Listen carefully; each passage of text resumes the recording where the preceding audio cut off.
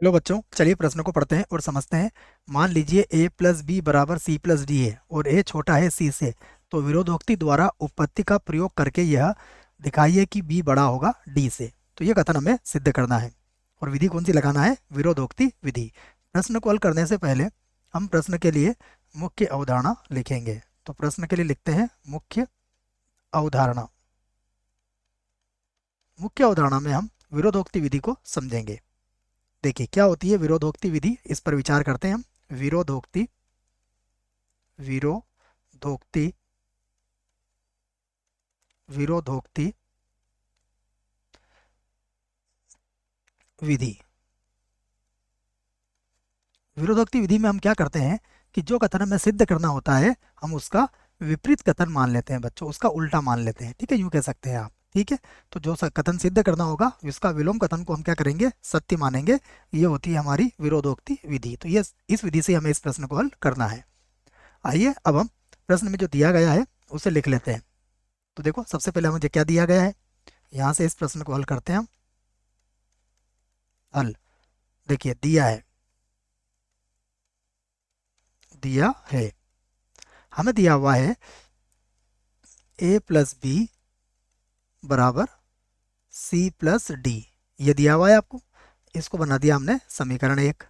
उसके बाद दिया हुआ है कि a छोटा है c से, ये आपको दिया हुआ है, इसे बना दिया हमने समीकरण नंबर दो। ठीक है, और अब विरोधोक्ति द्वारा हम इसकी उत्पत्ति करेंगे। तो विरोधोक्ति विधि, विरोधोक्ति विधि पूरा लिख लेते हैं इसको। विरोधोक्ति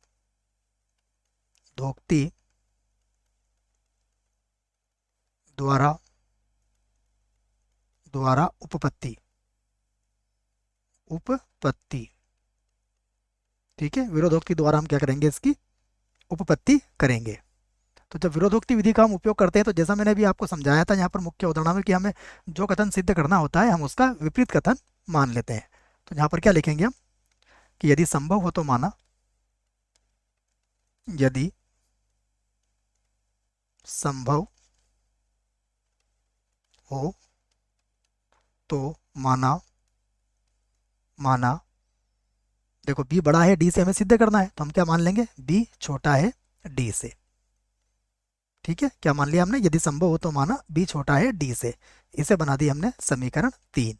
ठीक है, अब हम क्या करेंगे? समीकरण नंबर दो को देखिए, यहाँ पर भी यही चिन्ह है और समीकरण नंबर तीन में भी यही चिन्ह है, तो हम दोनों को जोड़ लेते हैं। तो अब हम लिख देंगे समीकरण तीन, या पहले समीकरण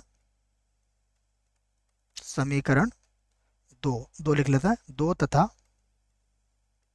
तथा तीन को जोड़ने पर। ठीक है, दोनों को जोड़ेंगे तो देखिए क्या मिल जाएगा आपको? वाम पक्ष जुड़ जाएगा और इसका दक्षिण पक्ष भी जुड़ जाएगा। तो ये बन जाएगा a प्लस बी और छोटा है किससे हो जाएगा? c प्लस डी से। अब देखिए हमें समीकरण नंबर एक में क्या है? a प्लस बी बराबर c प्लस डी दिया है और यहाँ पर कितना आ गया? a प्लस बी छोटा है c प्लस डी से। जो जो समीकरण जो समीकरण एक का विरोधाभास है, एक का विरोधाभास है, जो समीकरण नंबर एक का विरोधाभास है। तो देखिए विरोधाभास आ गया हमारे पास, इसका अर्थ क्या हुआ? और यह विरोधाभास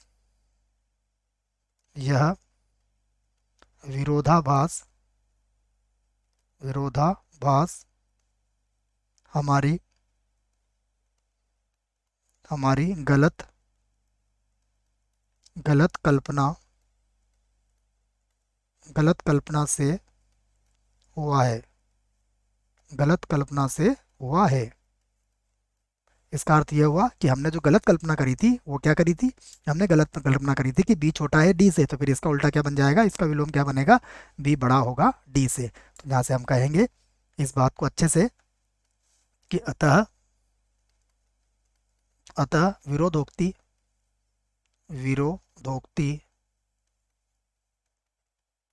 विरोधोक्ति विधि से विरोधोक्ति विधि से यदि यदि a प्लस बी बराबर c प्लस डी तथा, देखिए a प्लस बी बराबर c प्लस डी तथा a छोटा है c, तब तब जो क्या सिद्ध करना था हमें, तब b बड़ा होगा d से। तब ये पूरा लिख देता हूँ मैं, तब b बड़ा होगा d से होगा। यही हमें सिद्ध करना था बच्चों। आशा करता हूँ प्रश्न का उत्तर समझ में आया होगा। धन्यवाद।